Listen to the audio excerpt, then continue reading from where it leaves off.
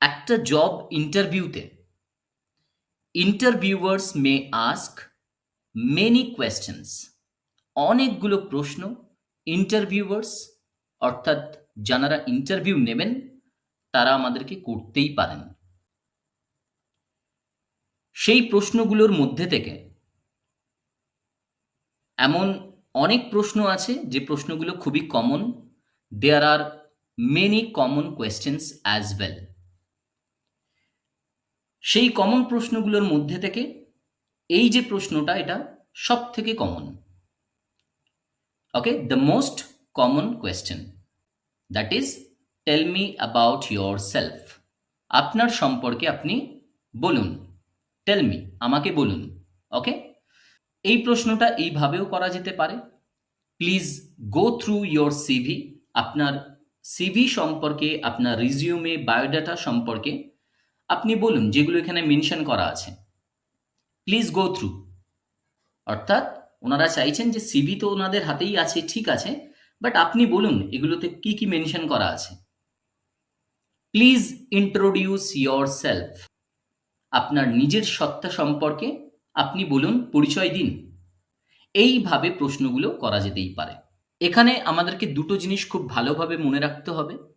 Number one, সেটা হচ্ছে যে আমরা এখানে পার্সোনাল জিনিসগুলো খুব বেশি বলবো না। যেগুলো একাডেমিক সম্পর্কিত, যেগুলো প্রফেশনাল সম্পর্কিত, অর্থাৎ জবে কাজে লাগবে, সেই বিষয়গুলো আমরা তুলে ধরব।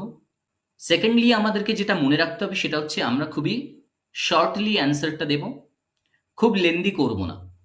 কারণ একটা সময় ছিল যখন কিনা লেন্দি অ্যান্সার অর্থাৎ বড় একটা অ্যান্সার এক্সপেক্ট করতেন ইন্টারভিউয়ার্সরা, বাট এখন সেটা নয়।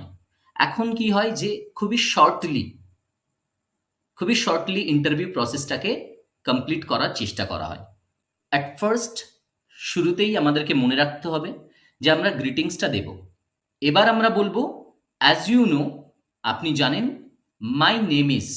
আমরা অ্যাজ ইউ নোটা কেন বলছি, তার কারণ ওনারা অলরেডি আমাদের নামটা জানেন। সেখানে বোকার মতো মাই নেম ইজ বলে স্টার্ট করাটা একদমই ঠিক হবে না। As you know, my name is Noor বা আই এম নূর, এইভাবে বলবো।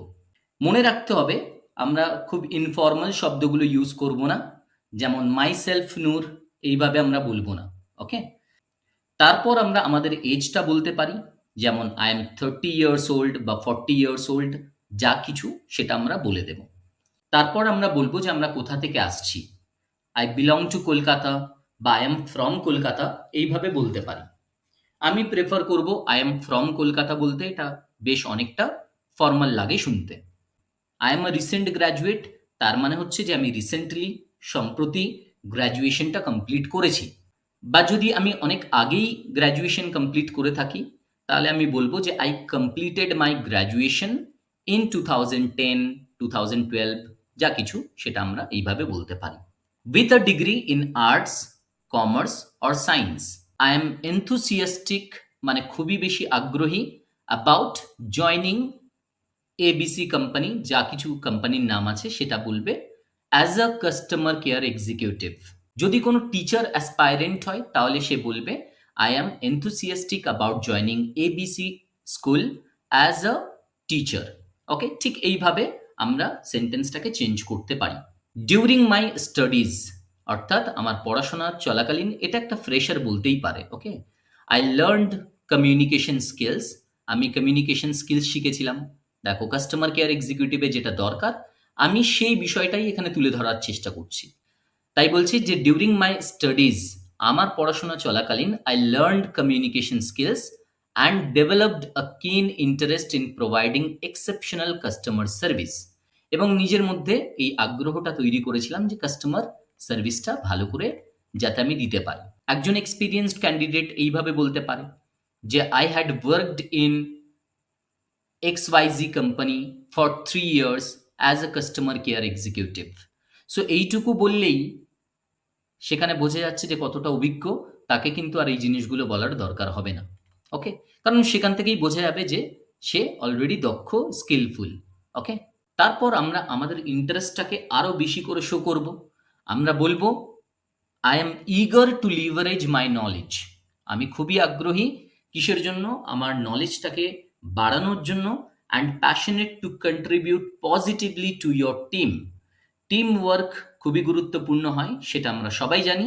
যে কোনো কাজে টিমের মধ্যে কাজ করা, এটা কিন্তু প্রত্যেকটা এমপ্লয়ার চাই। ওকে, কোম্পানি কিন্তু তাতেই গ্রোথটা পায়। সো আমরা এটাই বলবো যে পজিটিভলি আমি কাজ করতে চাই আপনার টিমের সাথে।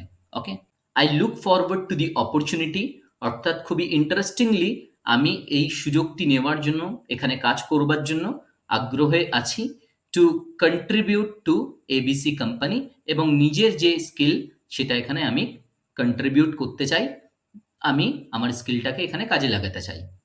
And learn from the experienced professionals here, অর্থাৎ এখানে যতগুলো অভিজ্ঞ মানুষজন আছেন, যারা অলরেডি কাজ করছেন, প্রফেশনালস আছেন, তাদের থেকে আমি শিখতে চাই।